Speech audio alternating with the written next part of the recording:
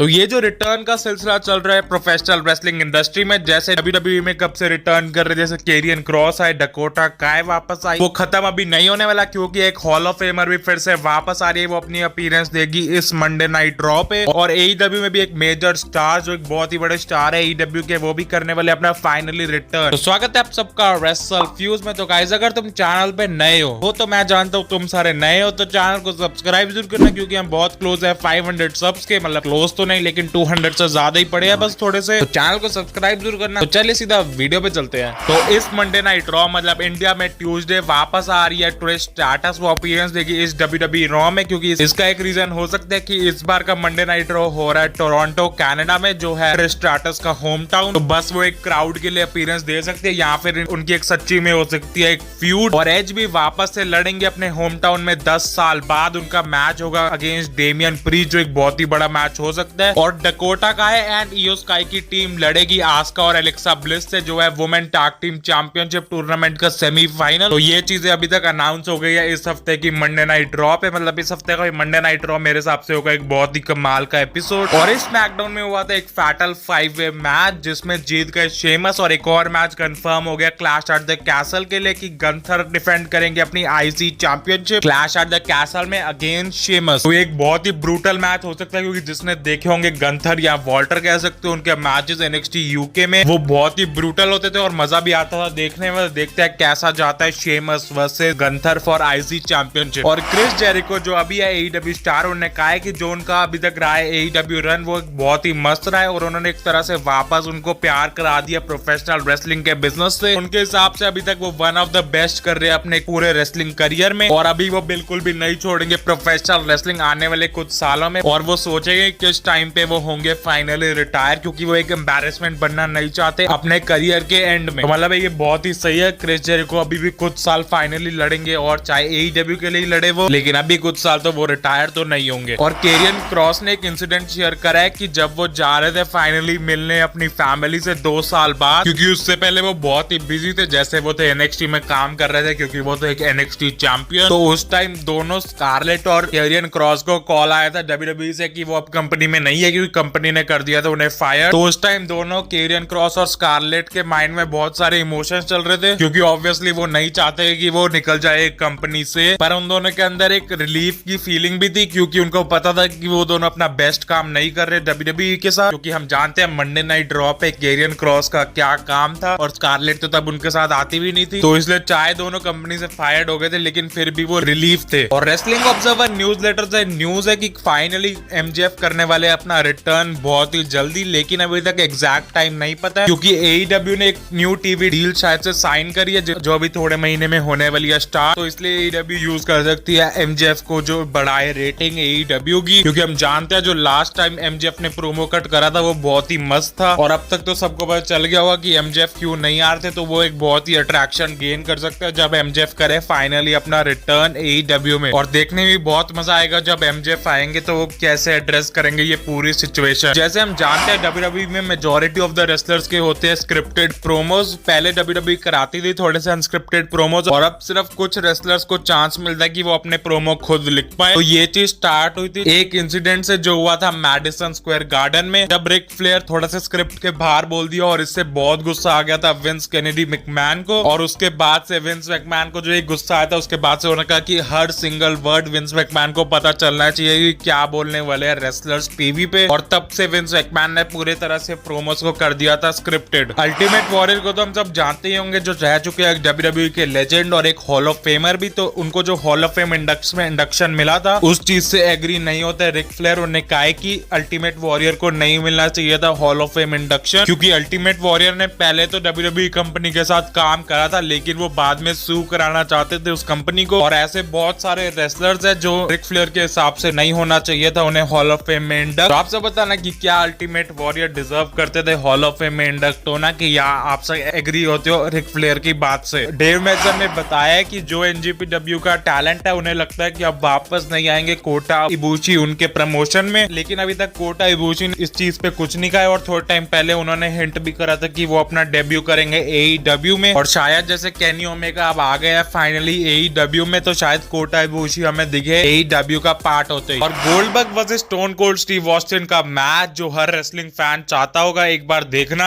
शायद से, लेकिन आज तक ये मैच नहीं हुआ। तो इसका रीजन बताया गोल्डबर्ग ने खुद कि वो खुद चाहते थे कि ये मैच हमें कभी ना कभी दिखे, लेकिन उनके हिसाब से 90% चांस है ये नहीं हुआ क्योंकि स्टोन कोल्ड स्टीव ऑस्टिन के रहे हैं नेक इश्यूज, और जो गोल्डबर्ग के फिनिशिंग मूव है जैसे जैक हैमर, तो उसमें नेक को और पेन होने के भी बहुत चांसेस हैं, और उनकी सेफ्टी के इशू के रिलेटेड ही हमें आज तक कभी मैच नहीं दिखा Goldberg versus stone cold Steve Austin. और गेबल स्टीवसन जो WWE के साथ साइन तो हो चुके हैं, लेकिन अभी तक कोई भी वो रेसलिंग फ्यूड का पार्ट नहीं हुआ है। तो उन्होंने अभी एक फोटोज डाली जिसमें वो ट्रेन हो रहे हैं प्रोफेशनल रेसलिंग के लिए, और वो ट्रेन भी हो रहे हैं मिस्टर केनेडी के साथ। तो मतलब वो फाइनली थोड़े टाइम में करने वाले हैं अपना इन रिंग डेब्यू। और अगले हफ्ते की रैम्पेज के लिए फाइनली मैच कंफर्म हो गया, क्लॉडियो मतलब Cesaro versus Dustin Rhodes for ROH championship. और अगला मैच कंफर्म है for AEW trios world tag team championship quarter final, जिसमें होंगे डार्क ऑर्डर, उनका मैच होगा अगेंस्ट हाउस ऑफ ब्लैक। और साशा बैंक्स ने अभी एक फोटो डाली, आप देख सकते हो अपनी स्क्रीन में, जिसमें उनकी बहुत ही अलग सी फोटो है, मतलब कुछ अलग सा ही कैरेक्टर उन्होंने क्रिएट करा हुआ है जिसमें वो खड़ी हुई है, और उन्होंने नीचे लिखा हुआ है शी विल राइज। तो अब इसका हिंट क्या है ये तो मुझे भी नहीं पता, अभी तो रूमर चल रहा है कि वो करने वाली है अपना WWE में रिटर्न, देखते हैं ऐसा हमें दिखता है कि नहीं। और इज़ीकियल जो है एक WWE के रॉ स्टार जिनको हम जानते हैं एलायस के नाम से, लेकिन उन्होंने अपना नाम रखा हुआ आई एम नॉट एलायस। तो उन्होंने अभी एक और फोटो भेजी है एलरॉड की जिसमें वो